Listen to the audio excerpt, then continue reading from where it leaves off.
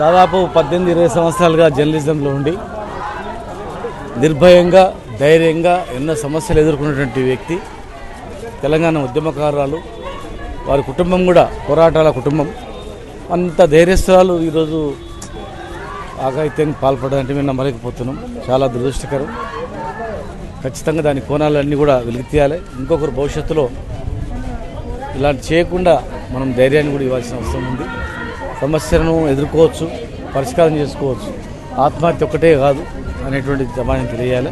ఏది ఏమైనా ఈ బాధ్యులను గుర్తించి ఖచ్చితంగా ఆ బాధ్యులు ఎవరో వారిపైన కఠిన చర్యలు చేపట్టాలి. దాదాపు 18-20 సంవత్సరాలుగా జర్నలిజంలో ఉండి నిర్భయంగా ధైర్యంగా ఎన్నో సమస్యలు ఎదుర్కొన్నటువంటి వ్యక్తి, తెలంగాణ ఉద్యమకారురాలు.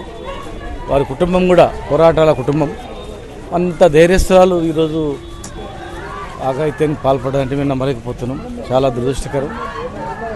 ఖచ్చితంగా దాని కోణాలన్నీ కూడా వెలికితీయాలి. ఇంకొకరు భవిష్యత్తులో ఇలాంటి చేయకుండా మనం ధైర్యాన్ని కూడా ఇవ్వాల్సిన అవసరం ఉంది.